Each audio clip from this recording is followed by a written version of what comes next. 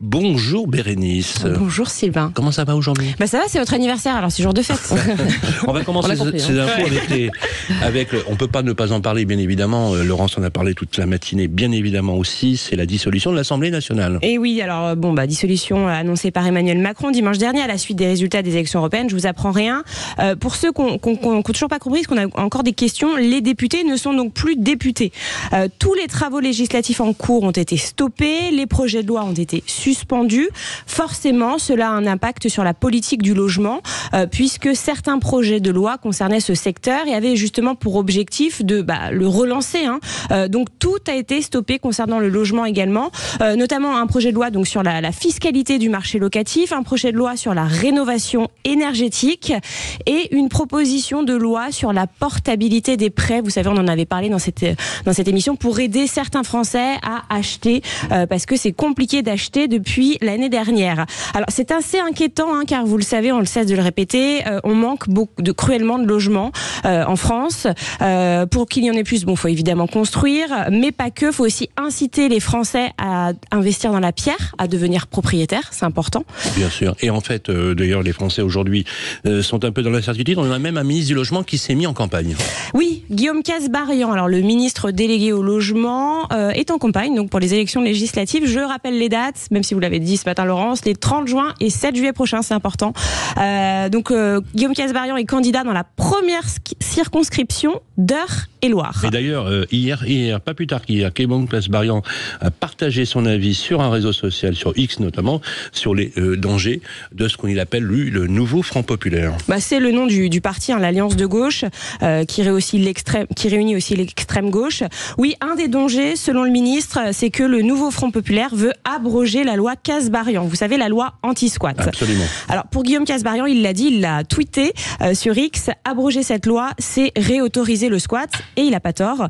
Pour rappel, depuis que cette loi a été adoptée, les sanctions pour les squatteurs ont été triplées. Elles vont jusqu'à 3 ans de prison et 45 000 € d'amende. Alors, je rappelle juste, le squat, c'est entrer par réfraction dans un logement. C'est pas un locataire qui arrête de payer. C'est vraiment entrer par réfraction dans un logement. Oui, c'est important de bien faire la différence. C'est important de préciser.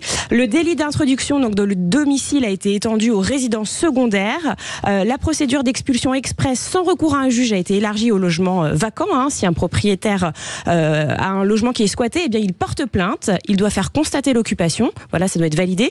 Puis il saisit le préfet et ce dernier met en demeure le squatteur qui a 48 heures pour évacuer les lieux. Donc il peut partir.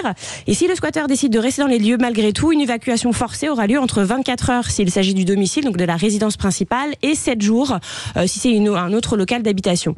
Et il faut savoir que la procédure classique pour expulser un locataire en passant par un juge dure environ 2 ans en général.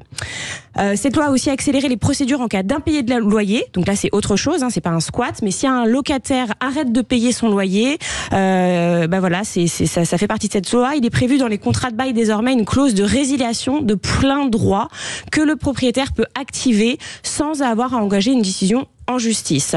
Et donc le nouveau Front Populaire veut interdire les expulsions des locataires pour impayés sans proposition de relogement. Alors je sais pas comment on fait parce qu'on manque déjà de logement. Donc c'est-à-dire que le locataire arrête de payer son loyer, il ne pourra pas être expulsé sauf si on lui retrouve un logement. Elle est belle quand même la vie. Et alors justement le logement est un sujet. Et d'ailleurs Kasbarian a envoyé un petit mot à Éric Ciotti qui s'était enfermé au siège en disant attention, il y a la loi anti-squat qui est toujours en vigueur. Voilà. Pour terminer, comme d'habitude, vous nous avez déniché une vente plutôt insolite, c'est incroyable. Oui, sur Le Bon Coin, un sanatorium. Vous savez ce que c'est un sanatorium ? Oui. En fait, je précise pour nos auditeurs quand même, c'est un établissement spécialisé dans le traitement de la tuberculose et de certaines maladies pulmonaires infectieuses chroniques. Donc je vous en ai trouvé un face au Mont Blanc, en Haute-Savoie, à Passy, qui est à vendre. Il fait 9000 m², 30 000 m² de terrain. Le prix est fixé à 3,7 millions. Il a été construit en 1920. Il a donc été pendant longtemps ouvert. Il a accueilli des patients atteints de la tuberculose notamment. Et il y a 4 ans, il a fermé ses portes. 4 ans donc qu'il est inoccupé. Depuis 2020, le centre a parfois été un peu squatté, encore des squatteurs. Certains y ont organisé des parties d'airsoft, d'autres y ont pratiqué l'exploration urbaine. Vous savez, c'est un peu à la mode. En tout cas, il serait toujours en bon état. En revanche, il faudra prévoir d'importants travaux et la municipalité de Passy aimerait que l'établissement soit transformé en hôtel et qu'il y ait aussi des logements sociaux à l'intérieur. Et pourquoi pas ?